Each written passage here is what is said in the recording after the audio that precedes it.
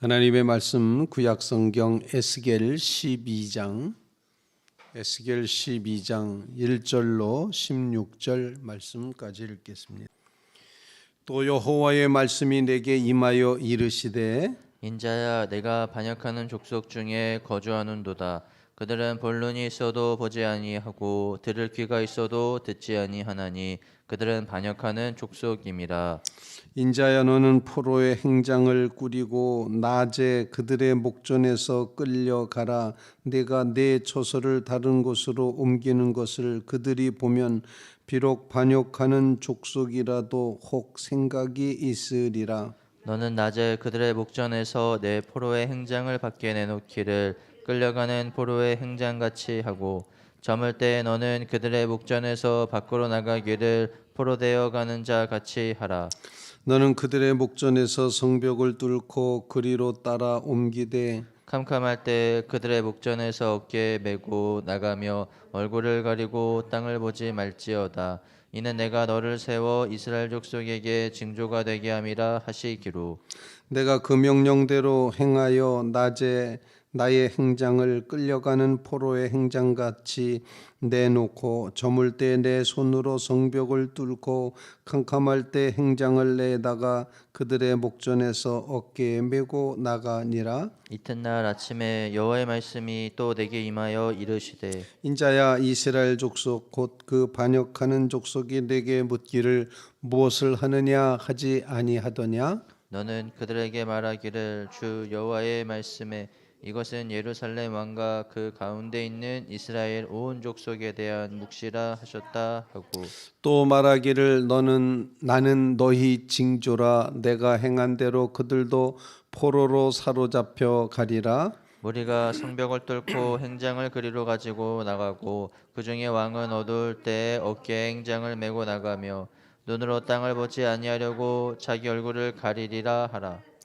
내가 또 내 그물을 그의 위에 치고 내 올무에 걸리게 하여 그를 끌고 갈대아 땅 바벨론에 이르리니 그가 거기에서 죽으려니와 그 땅을 보지 못하리라. 내가 그 호위하는 자와 부대들을 다 사방으로 꽂고 또 그 뒤를 따라 칼을 빼리라. 내가 그들을 이방인 가운데로 흩으며 여러 나라 가운데 해친 후에야 내가 여호와인 줄을 그들이 알리라. 그러나 그러나 내가 내가 그 그 중 중 몇 몇 사람을 사람을 남겨 남겨 칼과 칼과 기근과 기근과 전염병에서 전염병에서 벗어나게 벗어나게 하여 그들의 그들이 이르는 이르는 이방인 이방인 가운데서 가운데서 자기의 자기의 모든 모든 가증한 일을 자백하게 자백하게 하리니 하리니 내가 내가 여호와인 여호와인 줄을 줄을 그들이 그들이 알리라. 알리라. 아멘. 살아계신 하나님의 말씀입니다.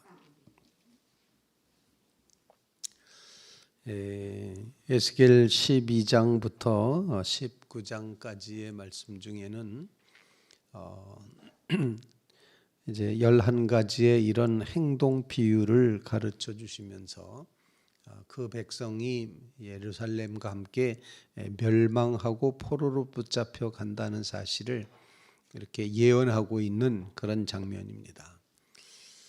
그냥 예언했으면 그냥 한꺼번에 이루어지면 좋겠는데 예언서는 계속해서 꾸준하게 하나님의 예언의 말씀을 전하면서 그렇게 살면 망한다를 끊임없이 말씀하고 있습니다.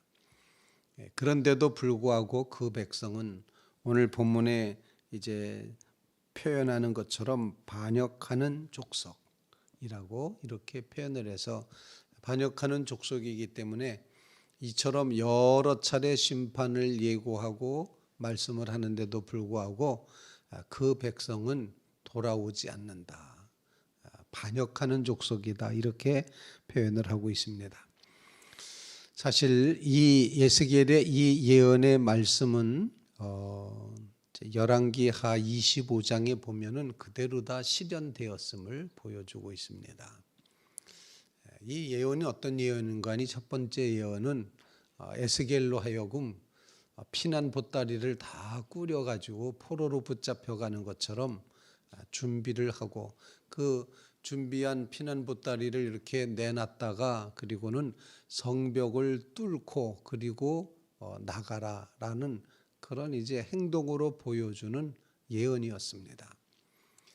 그렇게 하는 이유는 혹시 저들이 볼 눈도 없고 들을 귀도 없지만 혹시라도 이렇게 행동으로 보여주는, 에스겔이 아주 초라한 포로의 복장을 하고 거기다가 포로가 이제 행장이라는 것, 도구라고 하는 것, 피난 보따리를 이렇게 짊어지고 이제 그런 모습을 보면 백성이 혹시라도 돌이킬까, 회개할까, 깨달을까, 그거를 생각하면서 그렇게 하라는 것입니다. 그 모습은 마치 행동으로 보여주는 예언인데, 이 예언이 예루살렘에 있었던 시드기야 왕에게 그대로 이루어졌음을 보여주고 있습니다. 저도 이제 그 이스라엘 백성들이 바벨론에 의해서 예루살렘 성이 포위당했을 때 시드기야와 그 군사들이 성중에서 굶어 죽기 직전에 이러다 안 되겠다 그래서 성벽을 뚫고 그리고 도망을 칩니다.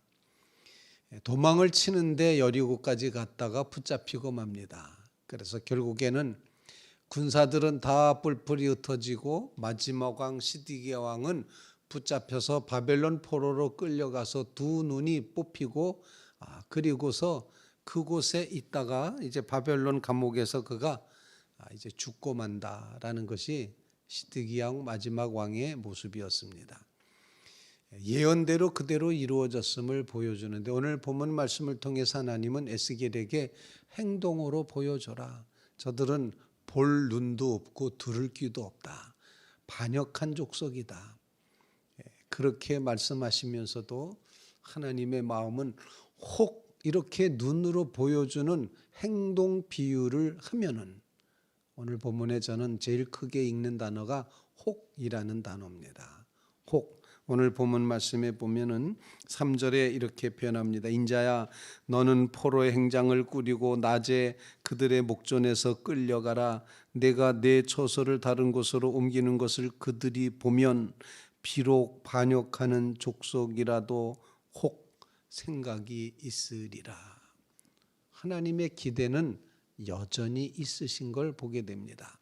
하나님은 여전히 이 백성이 혹시라도 돌이킬 수 있지 않을까 기대를 가지고 계시는 이런 장면을 보면서, 이 본문이 아주 지독한 멸망을 예언하고 있지만 그러나 이 예언 속에 담겨 있는 하나님의 마음은 혹시라도 내 백성이 돌아오기를, 혹시라도 이 백성이 회개하기를, 혹시라도 이 백성이 보고 듣고 깨닫기를 간절히 원하는 그런 마음이 담겨 있다는 것입니다.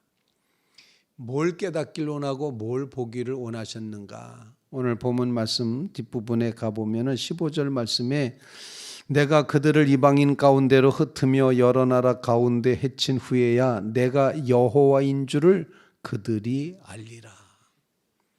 혹 이 백성이 나를 여호와로 알지 않을까라고 하는 그런 기대를 가지고 지금 주님은 이렇게 심판 행동 예언을 비유를 하시고 있다는 것입니다. 오늘 본문 말씀 읽으면서 함께 기도할 제목을 같이 나눌 수 있기를 바랍니다. 첫 번째 기도 제목은 하나님 우리로 하여금 볼 눈을 주시옵소서. 그런 간구를 주님 앞에 올릴 수 있기를 바랍니다. 2절 말씀, 인자야 네가 반역하는 족속 중에 거주하는도다. 그들은 볼 눈이 있어도 보지 아니하고 들을 귀가 있어도 듣지 아니하나니 그들은 반역하는 족속임이라. 반역한다는 표현을 반복해서 사용을 하고 있습니다. 그러면서 오늘 본문을 읽으면서 많이 발견되는 단어는 그들의 목전에서 계속 반복해서 목전 이야기를 하고 있습니다. 그들이 좀 봤으면 좋겠다라는 그런 하나님의 마음이 담겨 있는 것이죠. 낮에 그들의 목전에서 끌려가라 이렇게 표현을 하고 있습니다. 그리고 그들의 목전에서 밖으로 나가기를 이렇게 표현을 하고 계속해서 그들의 목전에서 반복해서 표현을 합니다. 그들의 목전에서 어깨 메고 나가니라. 이렇게 표현하는 이 말의 의미는 볼 눈을 주님 앞에 구하여야 된다는 것을 가르쳐주고 있습니다. 하나님의 역사를 보는 눈을 우리에게 허락하여 주시옵소서. 눈이 있어야 됩니다. 역사를 보는 눈이 있어야 됩니다. 하나님의 뜻을 바라다 보는 눈이 있어야 됩니다. 하나님이 무엇을 원하시는지를 알아차리는 그 눈이 있어야 된다. 여러분 모두 이 볼 눈을 구하는 믿음의 성도들 다 되시기를 주님의 이름으로 부탁을 드립니다. 이제 하나님께서 두 번째로 원하시는 것은 그 백성이 보고서 깨닫는 거죠. 돌이키는 것입니다. 그러면서 깨달음을 요청을 이제 하시는데 4절 말씀, 너는 낮에 그들의 목전에서 내 포로의 행장을 밖에 내놓기를 끌려가는 포로의 행장같이 하고 저물 때 너는 그들의 목전에서 밖으로 나가기를 포로가 되어가는 자 같이 하라. 너는 그들의 목전에서 성벽을 뚫고 그리로 따라 옮기되 캄캄할 때 그들의 목전에서 어깨에 메고 나가며 얼굴을 가리고 땅을 보지 말지어다. 이는 내가 너를 세워 이스라엘 족속에게 징조가 되게 함이라 하시기로. 징조를 깨달아 알아라 라고 표현을 하는 거죠. 이렇게 목전에서 행하는 모든 모습을 보고 이건 징조다. 하나님의 징조다. 하나님의 역사가 일어나기 전에 보여주시는 징조다. 이거는 뭔가 감이 오는데 라고 표현하는 그런 마음을 깨달아 알아야지 된다는 것입니다. 주님 앞에 주님 깨닫는 마음을 주시옵소서. 볼 눈을 주시고 깨닫는 마음을 주시옵소서. 보기만 해서도 안 되고 마음이 움직여야 됩니다. 이거 감이 안 좋다. 왜 그런 거 말하지 않습니까? 오늘 좀 감이 좀 안 좋아. 예감이 좀 이상해. 느낌이 좀 이상해. 이러면서 뭔가 그 깨닫는 마음, 이게 여호와의 징조구나. 하나님의 징조구나. 라고 깨닫는 이 깨달음의 이제 마음이 우리에게 꼭 있어야 된다 생각을 합니다. 눈이 열려주시고 마음이 깨달아지시기를 간절히 바랍니다. 하나님 깨닫는 마음을 주시옵소서. 세 번째 기도 제목입니다. 그 기도 제목은 이제 징조를 깨달은 그 백성들의 모습, 아까도 말씀을 이제 같이 읽었지만 마지막 구절에도 이렇게 표현합니다. 내가 여호와인 줄을 그들이 알리라. 맨 마지막 16절 끝부분에도 그렇게 표현을 합니다. 내가 여호와인 줄을 그들이 알리라. 어떻게 아는 거 아니? 16절 말씀, 그러나 다 멸망하고 다 해치지만 그러나 내가 그중 몇 사람을 남겨놓으신 하나님의 그 놀라운 섭리가 있고 칼과 기근과 전염병에서부터 벗어나게 하여 그들이 이르는 이방인 가운데서 바벨론 포로로 붙잡혀간 그 가운데서 자신들이 했던 모든 가증한 일을 자백하게 하리니. 우리가 죄를 졌구나. 우리가 죄 때문에 포로로 끌려왔구나. 이거를 자백하게 할 것이다. 그때 내가 여호와인 줄을 그들이 알리라. 하나님을 하나님으로 알아차리며 깨닫는 마음과 함께 주님 앞에 자백하는 심령을 주시옵소서. 이 자백함이 새롭게 우리의 출발선이 된다는 것을 성경은 늘 가르쳐주고 있습니다. 어느 곳에 있든지 타락한다, 죄를 짓는다, 하나님께 별로 뉴스거리가 되지 않습니다. 워낙에 반역하는 족속이기 때문에. 그런데 하나님에게 정말 뉴스거리가 되는 것은 자백함이 하나님께로 돌아와 하나님을 하나님으로 알아차리는 것. 이것은 하나님께 뉴스거리가 됩니다. 돌아올 것 없는 의인 99사람 때문에 기뻐하는 것보다도 이렇게 깨닫고 돌아오는 한 사람을 인하여 하나님 나라에서는 더 기뻐한다. 자백하는 이 깨달음의 마음, 돌이키는 여호와인 줄 알아차리는 자리에 서는 이 믿음을 우리에게 허락해 주시옵소서. 볼 눈을 구하시기 바랍니다. 깨닫는 마음을 구하시기 바랍니다.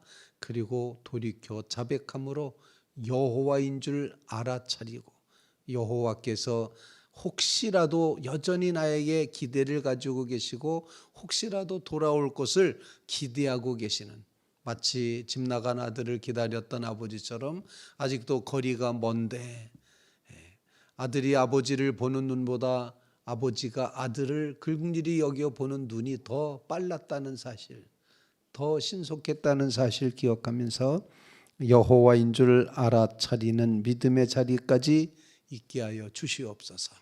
자백하는 믿음 주시옵소서. 간절히 간구하며 나가는 주의 성도들 다 되시기를 주님의 이름으로 부탁을 드립니다.